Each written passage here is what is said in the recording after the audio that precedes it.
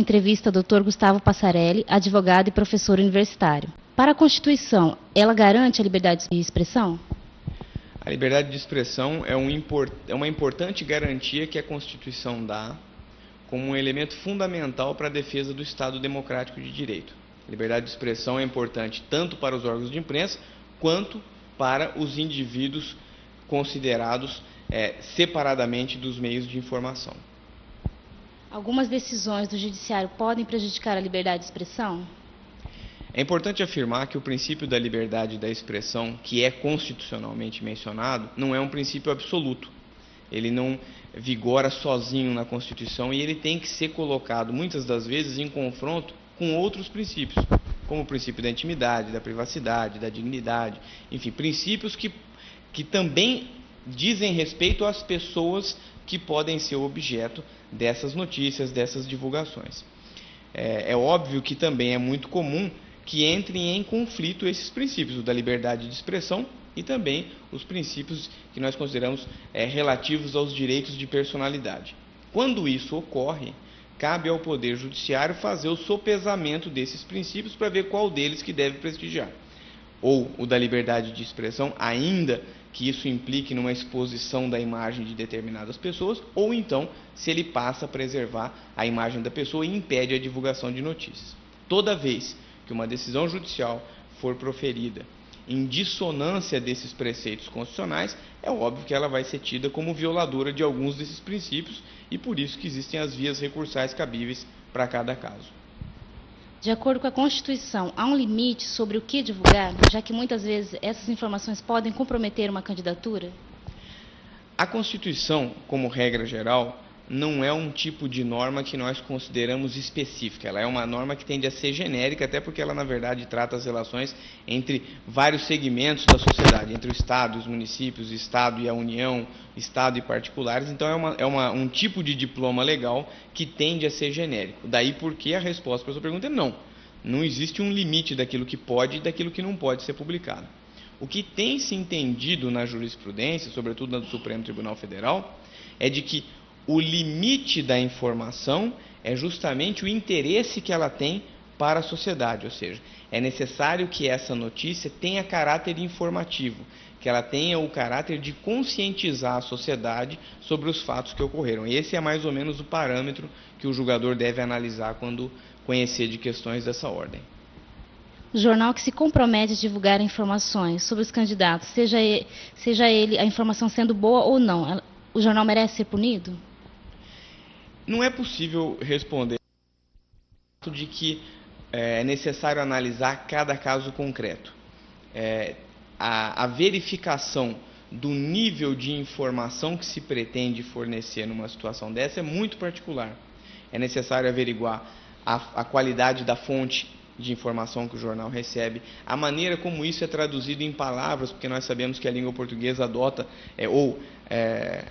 assambarca uma possibilidade de manejo de palavras tal que pode se conceder uma conotação absolutamente diversa daquilo que foi dado. Então, dentro de cada caso concreto, é que será possível avaliar se o jornal merece ou não ter restrição com relação à divulgação. E não necessariamente punição, porque na verdade não seria uma punição.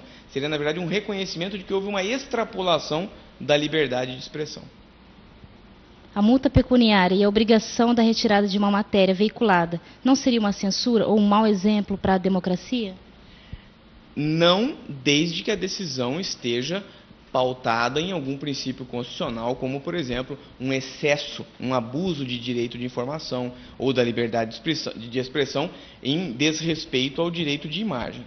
A pena pecuniária, a obrigatoriedade de retirar de circulação um determinado jornal, um determinado meio de comunicação, isso é previsto em lei. Então, uma decisão judicial que é proferida nesse sentido, ela encontra amplo respaldo legal para que assim seja decidido. O que é necessário averiguar é se os motivos que levaram a essa decisão são condizentes com a ordem jurídica e com os pontos dentro desse caso concreto. O senhor acredita que a lei eleitoral incorre em uma inconstitucionalidade ao restringir algumas veiculações, como no caso de veiculações sobre sátiras sobre os políticos, em relação aos políticos? É muito importante ponderar que os órgãos de imprensa hoje exercem uma influência muito significativa na sociedade. Como formadores de opinião, eu acredito que não há nenhum outro meio hoje que consiga atingir a sociedade como um todo no Brasil, como os órgãos de imprensa conseguem. Daí porque é necessário pautar a conduta de verificação dos atos que esses órgãos de imprensa praticam, de modo que não se haja um desvirtuamento da finalidade. A sátira, ela é permitida, deve ser permitida, porque na verdade a pessoa que faz uma sátira, ela tem o objetivo de tratar de um assunto de uma forma um pouco diferente, mais humorística, mas isso não pode também, da mesma forma, implicar numa violação de um outro direito, que é o direito de imagem, que é uma deturpação da imagem de determinado candidato. Então, em verdade, quando a lei eleitoral trata do assunto, ela visa somente resguardar esse risco de desvirtuamento que, de repente, durante a campanha pode alcançar, e, obviamente, que o prejudicado, nesse caso, é a sociedade, é a coletividade. Daí porque eu entendo que é perfeitamente compatível com o texto legal essa disposição da lei eleitoral. Então, a sátira política é uma forma de ofensa? Ela pode ser, muitas vezes, ser uma forma de ofensa ou difamação? Pode ser, não necessariamente é. Dependendo de como ela é feita, ela pode ser. Como, na verdade, qualquer conduta humana. Qualquer tipo de manifestação, qualquer tipo de frase escrita pode ser tida como ofensiva ou não, dependendo das palavras, dependendo do modo como se faz. Até mesmo um simples cumprimento de bom dia pode soar ofensivo ou não, dependendo de como se faz. Daí porque que seja necessário esse balizamento dentro de cada caso concreto. Para o senhor, qual é a importância dos veículos de comunicação nessa época de eleições?